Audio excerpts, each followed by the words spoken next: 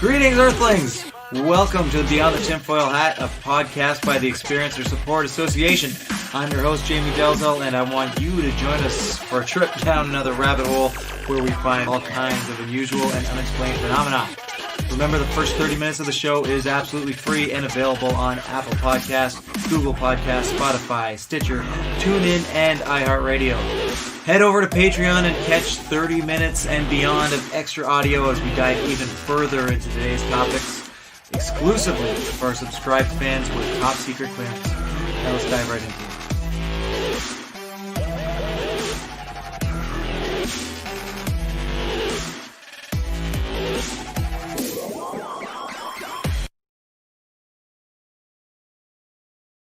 Welcome to Beyond the Tinfoil Hat. We are in the final episode of this crazy year that is 2020. As always, I will bring on our lovely co-host, Mr. Ryan Stacy. Hello, good evening, and good night. Heyo. Okay, and tonight we have an extraordinary guest. We are absolutely stoked for this one. This man has been in the field for nearly 30 years, worked with almost every UFO research group there is, some of the biggest names on the subject as well. He's an experiencer himself. He's going to have all kinds of amazing info for us. I can't give enough praise to this guy. An avid poster on Tessa, Dr. Joseph Burkes. Welcome to the show. Well, thank you very much for having me on your show tonight. Right now, I'm in the western part of the United States, Humboldt County, sheltering in place with my wife, our 4 small dogs, and a 110-year-old desert tortoise named Moisha. Amazing. Well, thank you so much for being with us. We're so happy to have you here. And let's just jump right into it. You got all kinds of really, really interesting stuff to talk about. So we don't have a ton of time. So let's just jump right in. Okay, well, it's a little bit about myself. Born and raised in New York City, and during the turbulent 60s, I was a peace and social justice activist, as well as working with a wide number of organizations, including civil rights groups, anti-Vietnam War groups. As a medical student, I went to the Farm Workers Union and developed a slideshow and recruited staff.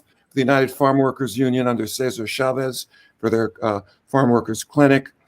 We also were active in trying to stop the war in Vietnam, and we had young doctors demonstrating, along with thousands of others, to bring an end to that very unfortunate war that lasted far too long and killed far too many people. Great tragedy.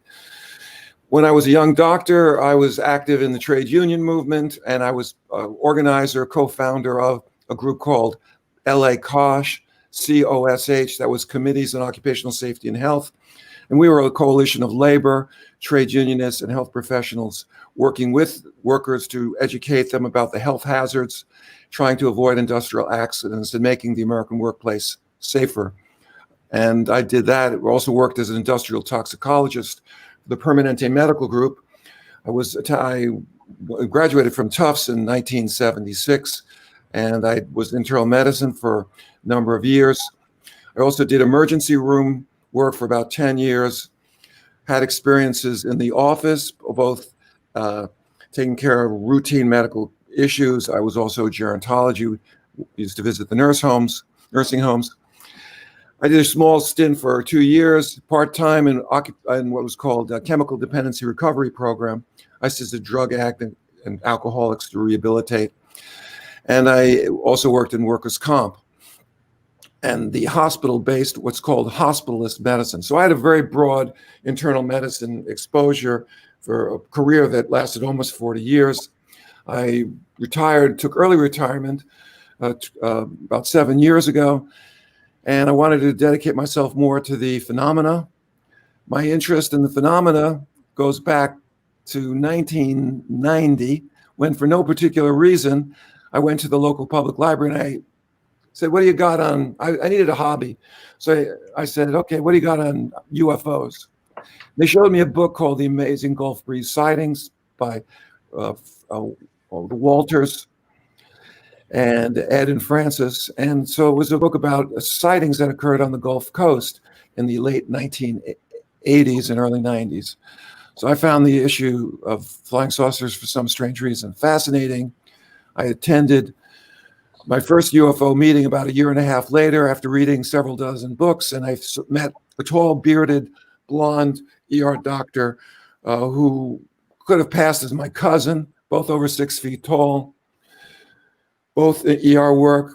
Dr. Greer was his name, still is. He and I both married women, Jewish, 6 years older than us. There were a lot of things about our background which very similar, but whereas I was political, he was spiritual. He had been a TM instructor. So I discovered the CE5 initiative, and for 7 years, I was one of the principal organizers, or what was called back then the Close Encounters of the Fifth Kind Initiative. I think the audience is probably aware of what that is. Is that correct? Yes. I'd imagine most are. If you want to touch on it, you can. So basically, it's human-initiated contact. We would go to UFO hotspots, and the reason we do that is exemplified by the story of Willie Sutton, the famous bank robber in the 1930s, who periodically would break out of jail for bank robbing. He'd be interviewed by press, and why do you rob banks, Willie? And he says, that's where the money is. So why do we go to UFO hotspots? To initiate interactive experiences, because that's where the money is. If there's ongoing UFO activity, we have a greater chance. We also use powerful lights to signal our intention to interact. In the UFO literature, there's a number of cases. One of my coworkers named Preston Dennett, who I'll tell you more about in a bit, he wrote an article called, I think, Calling All UFOs. And he observed from the UFO literature that often UFOs will show up over laser light demonstrations or rock concerts where there's powerful lights. And so we decided we would use powerful lights as an indication that we were interested in contact. We also use thought projection, mental interactions, telepathy. And we followed a program of meditation and then what we hoped were effective modes of thought projection. And there's support for that in the UFO literature as well. In J. Allen Hynek's and Philip Imbrogno's book, The Night Siege, which describes the series of events that happened along the Hudson River Valley in the 1980s, massive boomerang-shaped craft were observed by thousands of witnesses along the major highways north of New York City. And several of the sightings were associated with people thinking, oh, I'd like you to come closer if you would. And associated with those thoughts, these large craft would come in and approach them. And so it's well established that not only do mental interactions occur with non-human beings in so-called close encounters of the third and fourth kinds, but can also occur during sightings when people are having UFO sightings. So we use that as a basis for support for the thought projections that we were carrying out. And we carried out our activities in the Santa Susana Pass. I was the team leader, LA committee, it was called LAC, well, it was called CE5 Initiative, LA branch. And as soon as we started doing contact work, to our surprise, we had immediate sightings. Red orbs appeared adjacent to our site. There were one time we had a sighting of a golden globe. And I have to say that our site was a very special one. And the reason why there had been so many sightings at this site in the Santa Susana Pass, which is the northwestern corner of the Los Angeles County, it's high desert. The reason there were sightings there, we were not aware of this so much at the time, was that a very highly sensitive strategic laboratory was there, the Department of Energy site in Santa Susana. And this base not only developed Star Wars technology used to shoot down incoming missiles, but probably was also the place where technology was developed to also attempt to shoot down UFOs. And when we got there and we had a lot of sightings, initially we thought, my gosh, this is great. This CE5 work, human-initiated contact. We've got the Rosetta Stone of contact, you know. Mm-hmm. But what happened was the UFOs were already there. And the reason I know they were there is because several years after I stopped working with the Center for the Study of Extraterrestrial Intelligence, and I was working with Dr. Greer from 1992 to 1997, 98. But in 98, I resigned because of personal, political, and professional reasons, which are too detailed to get into at this point.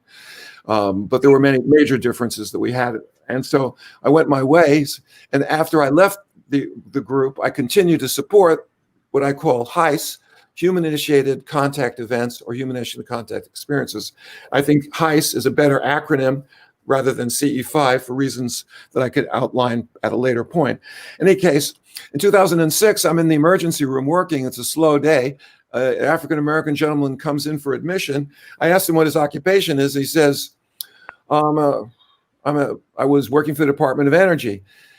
And I said, where? And he said, the Santa Susana Pass, high desert, right at the Department of Energy site. So I said, do you ever have a UFO sighting?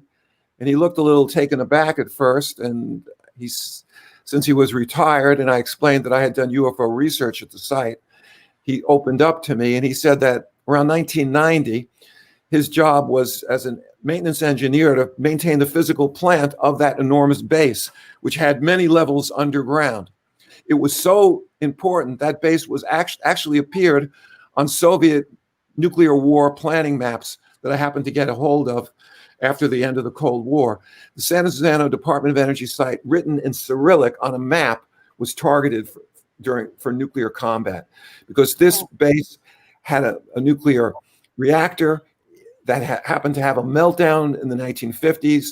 They developed the space shuttle engines, which were tested at that base in the 1960s and 70s. So we were operating near a strategic base, and that was the reason why we had our sightings.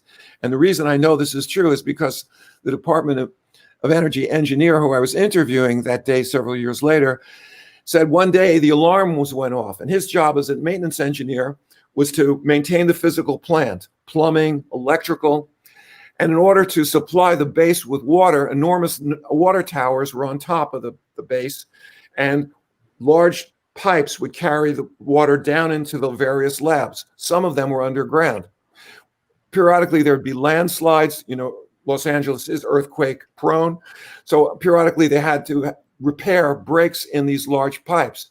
So the alarms go off one hot afternoon, and he and his coworker know what to do. They grab their machete, their weed whacker, and they start following these very large pipes down the mountainside, cutting away the brush, trying to find out where the water was being lost. They come to a clearing and they see the water shooting up like a geyser. They found it. But that wasn't the only thing they found. When they went over to inspect the pipe, they were surprised that a section of the pipe cleanly had been cut out, as if by a laser or precision tool. This was not a usual busted pipe caused by an earthquake or rocks falling on it. This was sabotage. And as he looked across the clearing, some 50 to 100 feet away, there was a silent metallic disc that was spinning about 10 feet off the ground, and immediately called security. And they said to him something that he thought was funny. He said, whatever you do, don't approach the craft, which was the last thing they wanted to do. So these guys were shaking. The craft then took off. Security showed up. The next day, the suits came from Washington and debriefed him. So I knew, in retrospect, that our initial contact of successes at that place was probably not because of our efforts, because the UFOs were already there. As Willie Sutton said, that's where the money is. That's where you go to try to initiate contact. But once we had contact, things got upfront and personal. Because in the first month of us doing our contact work, not one, not two, but three people associated with our team had sightings of UFOs, and they were all under highly congruent circumstances. Each one of these sightings, which did not happen when we were in the Santa Susana Pass, they happened when we happened to be driving in our own cars alone, and curiously enough, each one of us was headed in a southern direction when the events happened. The first sighting was for me. I think it was around the 16th, of September, 1992.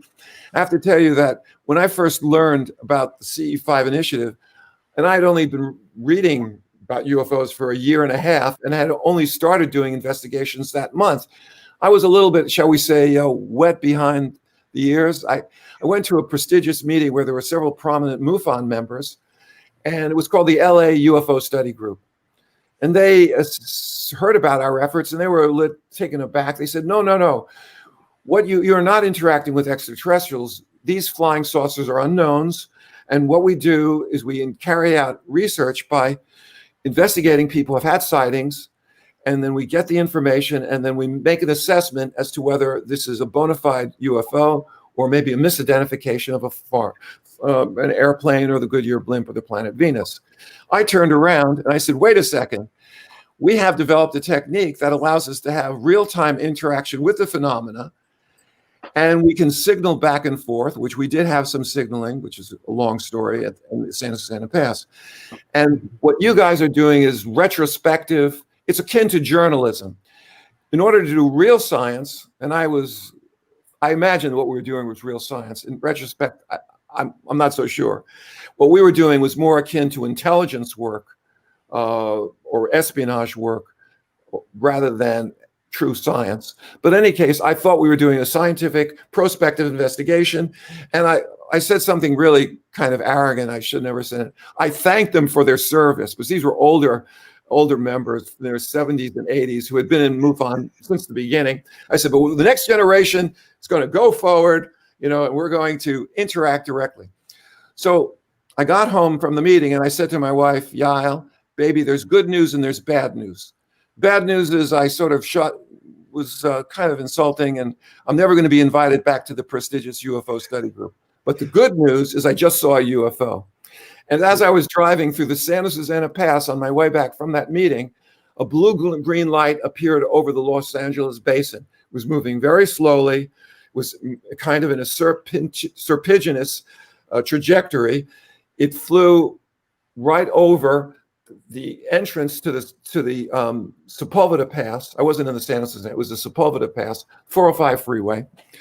And it slowly moved by.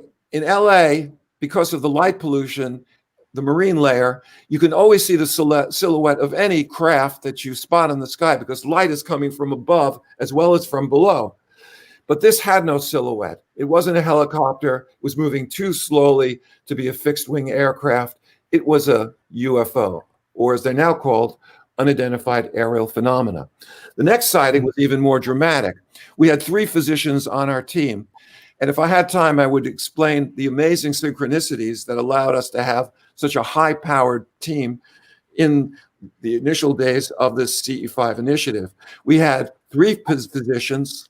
We had 2 PhD psychologists. We had a screenwriter for Hollywood. And we had a 747 pilot, as well as Preston Dennett, who some of the audience may be aware of. He's a prominent author. He was a young Preston Dennett at that time. He subsequently went on to write over 25 books on UFOs. We had a high-powered team that could not have come together by chance, but I think came together because of the synchronicities that are associated with this phenomena. And this is why many people question the extraterrestrial hypothesis. They say, as I think Jacques Vallée said, this phenomena is so strange, it appears to be able to manipulate time-space. And incredible synchronicities occur that can bring people together as part of the phenomena and facilitated bringing a really good team together for me, because I was just studying this stuff in books. And all of a sudden now I've got pilots and fellow physicians. One of them was Dave Gordon, who he was so respected by his colleagues that they allowed him as a family physician to do an informal study of hundreds of patients and medical staff about UFO sightings that they had. So we had developed, as a result of Dave Gordon's work, a network of people who were feeding us intelligence as to where sightings were occurring in the area. So in any case, one of the members of the team was Dotha Wayburn. Now she's passed away. At that time, she was the oldest member of the team. And she was a wealthy woman, had a beautiful home in the Palos Verdes Peninsula. I don't think many of you people in the audience know about Palos Verdes Peninsula, but it's sort of like Beverly Hills on the coast. Very exclusive, very wealthy. And she, as a yachtswoman, became very knowledgeable of astronomy because she'd sailed the 7 seas and having her on the team was great. She was also a very experienced meditator. Well, towards the end of that September month, she had a sighting too. But before I talk about that, I'm going to talk about Dave Gordon. His wife, Eve Gordon, also was on our team. She was an immunologist and an internist, and she eventually became head of our department of immunology. She attended air shows with her husband because he was a private pilot, David Gordon. And so she could identify all conventional craft, but was not interested in UFOs initially at all. It was Dave, her husband, who was the contactee. Yes, he was a contactee. He had missing time as a teenager. And his interest was tremendous. Her interest was zero. However, they were in the same household. And for some strange reason, as this works out, she had a sighting when she was driving in broad daylight through Warner Center, which is a industrial park, south, and she looked towards the Santa Monica Mountains in the San Fernando Valley, and she saw a metallic disc glittering in the sun. Broad daylight sighting of a disc. And because she was an experienced sky watcher, she used to go to the air shows, she knew astronomy. That was not the Goodyear blimp. That was the second sighting of two people either in our team or very close to being in the team. As soon as she saw the UFO, she became gung-ho, wanted to join the team, and she did. But the third sighting was the most dramatic of all. I mentioned Dotha Wayburn. She had just attended a meditation class, and it's curious that we use meditation. And so she left the meditation class and was driving to her, shall we say, her palatial estate on the Palos Verdes Peninsula. She's driving up a road, which is her driveway, to get to her home on a cliff looking out over the Pacific Ocean. And she sees a light above her house, and she says, "What's that?" I never saw a light above my house. It was a white light. As she drove up the driveway, the light started to move, and it started moving down towards her. And as it approached, she saw it clearly. It was a 25-foot mother of pearl luminescent globe. Maybe it was 30 feet across, totally silent, flying. And as it came towards her, it then turned slightly and started to head out to sea. But before it started to head out to sea, she got the telepathic communication. In words, it was, "You were looking for us. Well, here we are." Wow. So this series of contact events was a tremendous boost, as you can imagine, in the level of enthusiasm and involvement of my team. And if I had time, I'd go through the adventures of our working group. We had a very high-level contactee who joined us the following year. This individual, like the CSETI director, Dr. Greer, was a UFO magnet.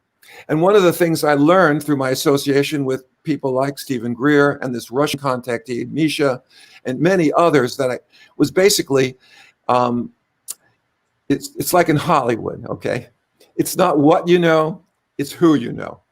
And I found that by searching for these high-level contactees who were UFO magnets, by associating with them and by doing the contact protocols with them, I could have many, many, many sightings and other interactive experiences. And it was, well, what can I say? I did not think that such things were possible a year before I developed my interest in contact. And that went on for 5 years. One of the most dramatic sequence of events, and I'm going to stop in just a few minutes talking about our working group, because I wanted to get on to the healing cases, as I know people are very interested in hearing about UAP healings. As a physician, I was in a unique position to interview people who had healings as a result of their interactions with UAP intelligences. So what happened is that in 1993, I was working with this Russian contactee, and it was the day after Christmas. You have to remember that people in Southern California, when the temperature drops below 40, they think the world is coming to an end. And no matter how much clothing they pile on, they're too cold and they're afraid that they'll get caught in a storm. But I was working with this Russian contactee who would run around high desert fieldwork sites in the autumn and winter with a t-shirt on. I mean, he was well padded, big Russian guy. So he made the outrageous claim that when he was living in Russia, actually it was Belarus, although he's ethnic Russian and Jewish, like I'm Jewish, And my grandparents came from Russia as well. He claimed that when he was in Russia, Belarus, he had a dream that he would emigrate to the United States, he would find work in a healthcare setting, and that he would do contact work with a tall, bearded Jewish doctor. He claims, and I can't verify this, but he said that in 1992, when he got a job as an EKG tech in our hospital, I was the man of his dream. Well, that and $2 will get you a cup of coffee at Starbucks. Can't verify it. But I do know that as soon as Misha, I'll call him Misha, joined the team, the level of contact went way up. I was having trouble at that time because there were some fear issues I had. My psychic abilities were, well, average would be kind. I had no psychic ability. I needed a boost in my psychic ability to be a team leader under these conditions because thought projection was an integral part of our work. I asked for help to the intelligence behind the phenomena. I got help because as soon as Misha joined the team, I had a boost in my psychic ability. On several occasions, I had a telepathic override where in the course of doing field work, in advance of the sightings that would occur, I was mentally shown the time, the place, where in the sky, and the number of craft that would show up. And the first time Misha went out in the field with us, October 1993, I got the message, northwest, 1 craft, 2 a.m. So I told my team, hey guys, I was working ER then, and I had a lot of overnights, and I was very sleep deprived. I took the prerogatives being the team leader. I says, I'm going to lie down and take a nap. You guys continue with the light work and the meditation. You must wake me up under all circumstances. You must wake me up at 10 minutes to 2 because showtime is 2 o'clock. We're going to have a sighting in the northwest, 1 craft. They woke me up, and just as I predicted, or a better word would be as it was scheduled, northwest, 1 red solitary glowing light appeared, was maybe 2 to 3 miles away. It was moving perhaps 100 miles an hour, maybe 200. It then shifted from moving in a southeasterly direction to eastern direction and accelerated at a tremendous speed, totally silent. Well, so by associating with people who have this, what I call prime contactees, these are people like Greer in his early days. He's not so successful now, but enough to keep the high-paying clients attending his ambassador trainings. I was able to go to England and had many sightings there because there was a Canadian contactee, and we had sightings every single night we did field work together. And some of it was very dramatic. The local police actually came out because of one of the sightings that we had. So it's like in Hollywood, it's not what you know, it's who you know. And because of the consciousness connection, I used to make the joke with my coworkers, once you join the network, or what I call the contact underground, that's the sort of romantic term for this loose network of contact workers. We have Peruvian contact workers in this Peruvian group called Mission Rahma. I did field work with them. Once you join the contact underground, I say you'll never be lonely again because the consciousness connection stays with you. And you can have sightings, as I did, for years, even when I wasn't doing field work. Well, that's a whirlwind tour in 25 minutes or less of some of the contact work. If I had time, I would really get into that. But since we're going to, perhaps you have a question or you'd like to stop for a moment so the audience could come up for air. Yeah, well, you know what? The timing was absolutely perfect because we do actually have to cut for a commercial break right now. But as soon as we get back, we'll get into the UAP stuff and questions that I could pop up too. But before we hit commercial break, I want to shout out to KPNL Radio. Thank you for simulcasting tonight. We missed it at the beginning, but we love you all the same. Thank you. All right. I had planned it at the end, but good. Give them the midway there. I'm not telling you. Okay. So, all right. We'll see you in 5. Okay. Be right back.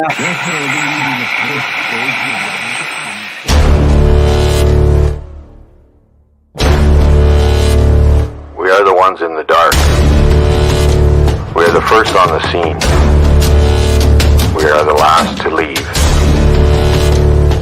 We will counsel you. We will comfort you. We will save your life.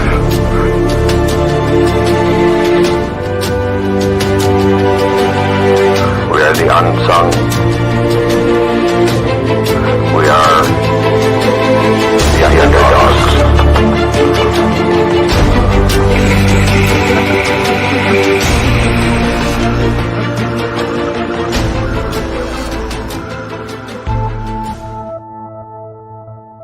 Hi there, this is Dave Scott from Spaced Out Radio, where together, my friends, we own the night. On our website, spacedoutradio.com, we have a place called the SOR Sightlines Report.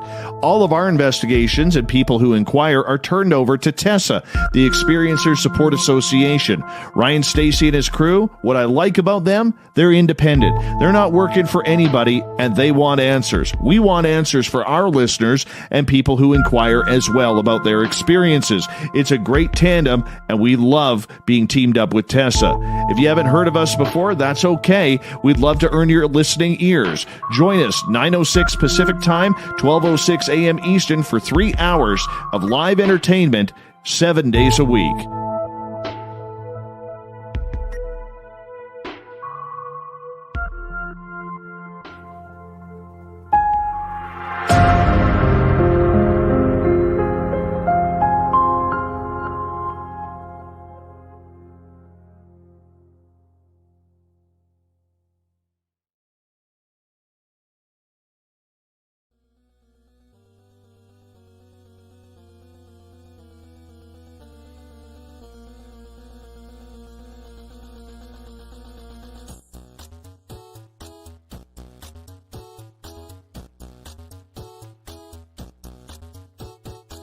Hi, this is Ernie Hudson, Winston Zedmore from Ghostbusters.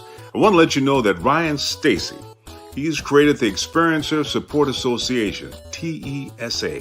You can check them out at www.tesacan.org. Now, they investigate paranormal, UFO, and provide support to experiencers. You can check them out at, like I said, www.tesacan.org and see for yourself if they're really Ghostbusters. I can tell you this, they are a non-profit organization. So good luck, have fun, and keep on busting.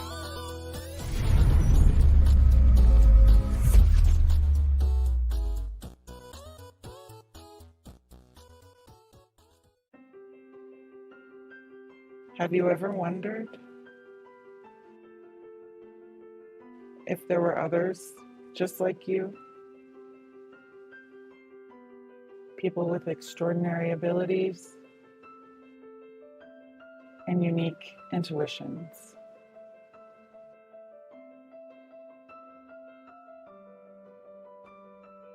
People who experience unusual and paranormal events. People who have more questions than answers. You are not alone.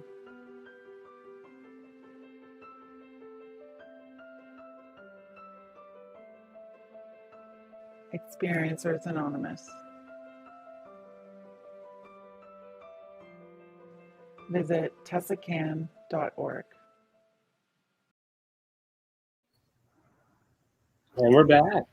Yes, we are back with Dr. Joseph Burkes. Thank you again for that amazing, very quick and rapid fire 25 minutes. It was phenomenal, the backstory there. I wish we had more time to get more into that, but let's get right back into what you came here to talk about and really wanted to share. So let's fast forward, another 15, 20 years. My intensive contact work under the CE5 banner was from 1992 to 1997. I had a number of negative experiences that had to do with surveillance. I would say there was no frank harassment, but there was a continuous presence of intelligence officers. From the very beginning, we were being shadowed.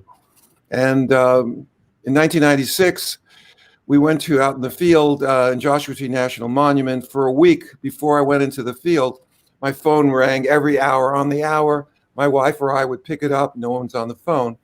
The message is, we know who you are. We're watching you. But I took the attitude that what we're doing is legal. It's under the First Amendment of the Constitution, freedom of association, freedom of speech. And if intelligence operatives wanted to be out there and looky-loos, it's a free country. So I wasn't particularly disturbed by that kind of phone call. But we actually got to the site. we were being photographed by this guy who looked like he was a Marine drill sergeant from the local 29 Palms Marine base. This was in Joshua Tree National Monument before it became a national park. And then another group of people were coming, and they were also photographed on the road. So there was fairly intensive surveillance. What I found most disturbing was that night, we had a sighting in the west at around 9, and then a few hours later, there was a sighting in the due north over Queen Mountain. So we anticipated, simple-minded, if the eastern is 9 o'clock, the north is 12 o'clock, we figured, okay, UFOs are going to show up at 3 o'clock in the east. However, a sandstorm hit our site, and we had to dig in, because the winds were going 20, 30 miles an hour. You couldn't see anything, gusting up to 50. And the next morning, we're waking up and cleaning the dust off ourselves, but all of us had the sense there's something going to happen in the east, where we had anticipated the next sighting to occur. And then the sky exploded. Not one, not two, but 3 waves of fighter bombers. The first wave came in. They were F-14s, I believe. Yeah, F-14s, less than 500 feet off the deck in combat positioning, shot right over our heads. The sound was deafening, and that was followed by another wave, and then the third wave was higher up at about 1,000 feet. These were all way below the 2,000-foot FAA guidelines for the national park. They're not the 29 Palms Marine Base also had a naval air station there, or marine air station, and so in any case, the UFOs, we anticipated they were in the east, and those jet bombers were going right to the east. Now, I can't say that they were chasing UFOs. We did not see a UFO, although we had previous sightings on previous episodes, but I was shaken. I got the impression that there was a possibility our team was bait. The UFOs were showing up for us. It was predictable. And what happened, it was interesting. I had this sort of terrible concern about the pilots, because when they're operating at less than 500 feet, if they have to ejecting at 300 miles an hour at a low altitude is very dangerous. They would be killed. So I had the idea that if there was going to be any shooting going on, our pilots might be killed. And this wave of sorrow hit me. In the subsequent months, it was uncanny because there were a series of accidents of F-14s. They had to actually stop flying them for a while. They claimed that it was problems with their avionics. But my suspicion is that there were encounters where pilots were killed under other circumstances. In any case, that pretty much finished me for doing contact work in the States. I did contact work in England, but that's a whole nother story. So that was the end of that career. And I had a chance to work with MUFON. I was an investigator for a while. I then worked with the Peruvian contactees I mentioned previously, Rahma, very spiritual group. They've had many encounters, and their leaders had made claims to have had onboard experiences. I'm not so sure that has occurred, but they were very solid people, professional people, middle-class people, very spiritual. I believe that they believed that they had onboard experiences, although I tend to doubt a lot of that stuff. And I'll tell you why. If we had time to get into the whole concept of what I call the virtual experience model, which is a model of UFO contact that I developed as a result of my intense contact experiences back in the 90s. Basically, what the virtual experience model says is that many, perhaps most, but certainly not all so-called UFO sightings are illusions. They're either holographic projections that everyone in the field can see, or they're illusions that have been created by directly stimulating the visual apparatus of the central nervous system. And through a series of amazing contact experiences, believe it or not, the intelligence behind the phenomena, sort of like baby steps, they showed me how they can do this, which then undermined my confidence in what I was seeing. Was it really solid, structured craft, or were they holographic-like projections? And perhaps in the half an hour that occurs after the show, I can get into the sightings and other interactive experiences that brought me to a virtual experience model. Awesome. The second condition, virtual experience of the second kind, is a full sensory kind of like, shall we say, it was a full sensory illusion. It's more real than real. And there's support within the UFO literature that shows that some so-called abductions are being created by a psychotronic technology that the so-called aliens have. And if you read a book that's available as a PDF file by the late Dr. Carla Turner, A Masquerade of Angels, you can read about, and I think chapter 4, just one of those type of incidences where a woman is being observed by her friends, and all of a sudden a blue globe forms around her with lightning bolts inside. And she starts describing what above she thinks is a helicopter, and there is no helicopter. And then the helicopter turns into a flying saucer. And within moments, she's talking to what she imagines are two aliens sitting at the bed. And her friends who are outside of this globe that has surrounded her are very alarmed. And they're saying, "Can you get out of there? We want to get you out of there." But they were afraid to reach in to grab her. So that's, I think, one example from the literature that the so-called aliens can create a holographic type of matrix reality, would be the word, as in the movie The Matrix. And then the third condition of the virtual experience model is virtual memory. Again, there's support within the UFO literature to show that this intelligence can put into the minds of people false memories. Everyone who studied the phenomena knows about so-called screen memories. Well, the question is, why couldn't the alien abduction experience that's retrieved either spontaneous recall or through hypnosis, why could that not also be an implanted memory? And the UFO intelligence has actually staged an event for me, well, not for me, but for coworkers in the Midwest, that demonstrated virtual experience of the third kind, or virtual memory, false memories being implanted into the consciousness of one of the contact workers. So this was a very exciting time of my life. Following leaving CE5 Initiative, I have not spoken to Dr. Stephen Greer in over 20 years. I value the work we did during the early days of the initiative, but there are many things about his persona, his approach to the phenomena, the disrespect he deems out to experiencers with his claims that any negative experience is either confused people who are frightened for no good reason, or they're victims of MILAB. I found that to be disturbing. And I found another very good group, though, to be involved with, and that's called Foundation for Research into Extraterrestrial and Extraordinary Experiences. And the acronym is FREE, F-R-E-E. And that group was founded back in 2013 by Ray Hernandez, who's a contact experiencer and also an IRS lawyer. Rudy Shields, who's a professor emeritus of astrophysics at Harvard. Mary Rodwell, who's a contact activist, and she works with experiencers in Australia. And Edgar Mitchell, the famous Dr. Edgar Mitchell, one of the moon-walking astronauts. And that organization has dedicated itself to deal with what is called the contact modalities. And there is the hypothesis that UFOs, flying saucers, as you call them, ghosts, certain kinds of psychedelic experiences, out-of-body experiences, and near-death experiences are all mediated by one central powerful force, and that's the force of consciousness.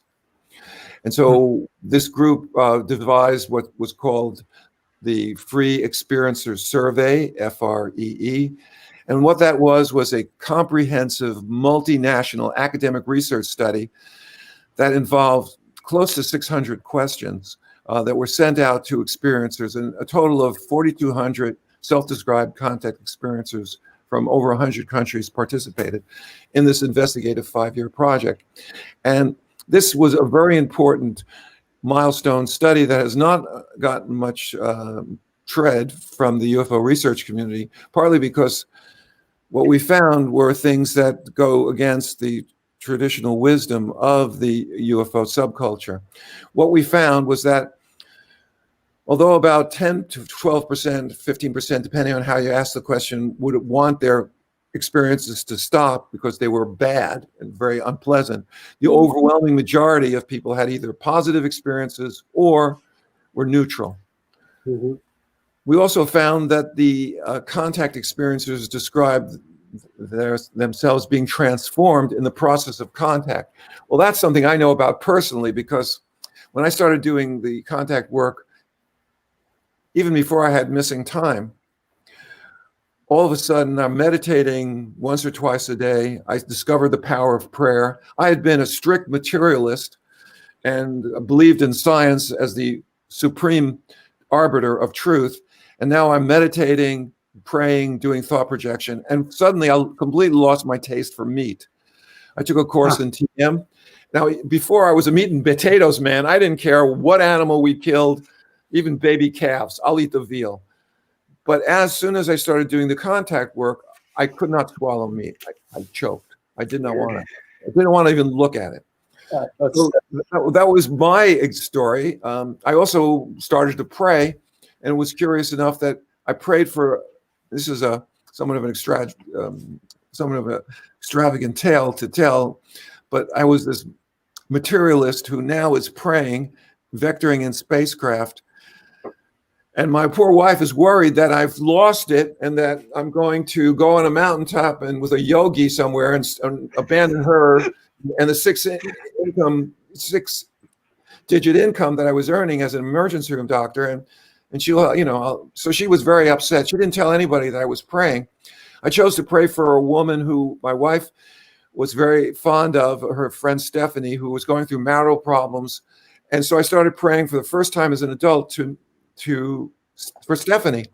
And I was training people to meditate. And so I'd meditate for 20 minutes. Then I would go into prayer, do the right thing, do what is natural. Thy will be done for Stephanie. And I did this with a passion. After about a week, Stephanie reports to my wife that she's feeling so much more peaceful. She feels so much better because it's as if, and these were her exact words, as if someone were quietly praying for me. Wow. So that was a hit in terms of parapsychology. I don't know whether it was remote influencing or whether angels answered the prayer, but I do know that Stephanie made that statement. And I know my wife never told anyone that I was doing those spiritual-based practices. So what we see from the free experiencer study is that these contact can be transformative in a positive way, and that our contact was primarily paranormal rather than physical experiences. Not all the people who were having telepathic communication were also having, a lot of people didn't have sightings, but still had contact with beings. And the most important point is that contact involves the manipulation of space-time.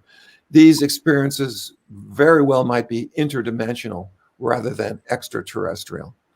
So as part of that free experiencer study, we asked questions concerning any positive or negative experiences. We asked over 40 questions to address this issue. We asked many questions to cross-reference the responses to make sure that people were giving consistent results. And the most important question I mentioned, how would you describe your experiences? Positive, 66%, neutral, 29%, negative, 5% in that particular question. When it came to would you want your experiences to stop, 84% said no, 15% said yes, they would. And in terms of my involvement with the phenomena, I'll skip ahead a little bit. My involvement was question 137. Do you believe that any of these ETs have performed a medical healing on either you or another member of your family? Of the 1,534 plus respondents, 767, exactly 50% said yes. They had healing by themselves or someone in their family. We then asked the question a little differently. We asked, have you had a sudden or rapid healing that you believe was a result of ET intervention? Now, this was just the person themselves. The answer out of 1,379 respondents was 35% said yes, they personally had experienced a healing. So I know we're running out of time, and I want to thank you all for giving me an opportunity to address these issues. Perhaps in a later program, I can get into some of the very specific healing cases because they are quite instructive as to the nature of the consciousness connection with the phenomena. I urge everyone to get a hold of the book Beyond UFOs, which was a summary of the free experiencer survey. It's a heavy book. It's over 800 pages. So if you're going to get it and you have a limited living space, and you can get it as an ebook for, I think, maybe $10, $12, something like that. Chapter 6 is the chapter that Preston Dennett and I wrote about. We couldn't interview the hundreds of people who made claims to having healing. So we took 10 of the best cases and we did in-depth interviews, and we had extensive discussions as to what we believe went on with them. But the cases were truly remarkable. We had an emergency room doctor who was passed out from hemorrhagic shock as a result of a botched dental extraction. And he was taken aboard craft, and he was healed without any apparent transfusions of this massive bleeding in his mouth from the botched dental surgery. We had a man who was told that he had a mass the size of his fist on a chest x-ray, and that it was almost, without a doubt, it was cancer. He was healed in the x-ray suite of the hospital he was being admitted to. That same individual, who was a DEA agent in retirement, he had a traumatic avulsion of his cornea some 5 years before his second healing event, the mass being healed in his lung. And his cornea was torn off as a result of trauma, and the ETs came one night and healed it using something akin to the kind of laser technology that we have. And then we had another case of, actually it was a dog, for you animal lovers out there. This was a 15-year-old Jack Russell Terrier that had multiple medical problems. It happened to be the pet of the founder of the Foundation for Research into Extraterrestrial and Extraordinary Experiences. That was Ray Hernandez. Their 15-year-old Jack Russell had arthritis, enlarged heart from congestive heart failure, and had suffered a massive stroke and was paralyzed in all extremities. Ray Hernandez said that his wife prayed all night for that dog. She was a very religious Catholic. He went downstairs one morning. There was a UFO or some kind of probe hovering in his living room. He saw his wife and the small dog dematerialize. 45 minutes later, his wife, who had no awareness that there was any break in the continuity of time and consciousness, for her it was instantaneous. She returned and the dog was cured and was like a puppy. Before it had walked like an old lady with very gingerly steps because of its severe arthritis. Before the dog was paralyzed from the neck down.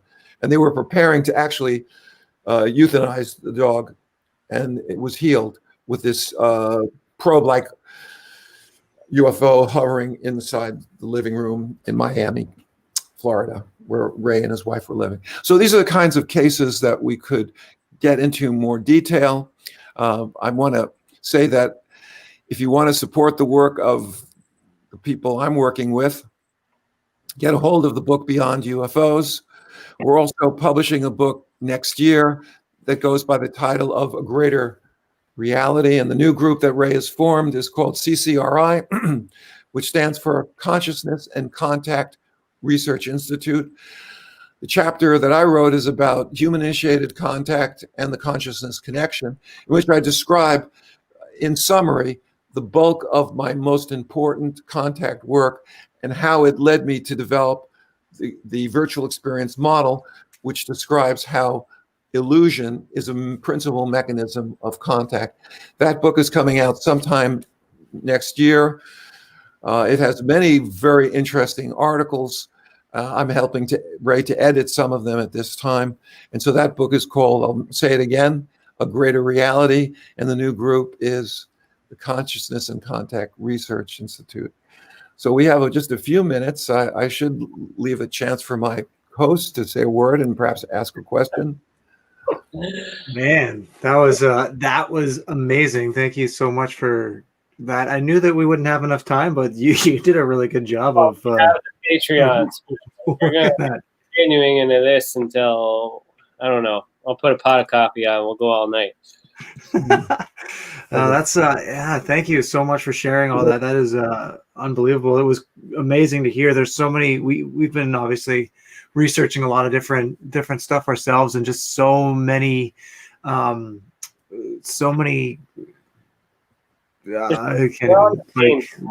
it's very interesting to hear all these things. I mean, I work with MUFON for 5 years and all that other stuff, and I could go on and on. I mean, we'll talk more about this in the break. I'll give you more info, but your thought process, you've encountered everything, and you've realized that there's something not right. But instead of focusing on the negative, you found a positive, and you kept moving forward, and that's really what the Experiencer Support Association is all about. And I've done some work with Kathleen Martin in the ERT, and with Free. I've done something, but through MUFON channels, and all that other stuff. I didn't feel it was adequate. Obviously, everybody knows my story on that, but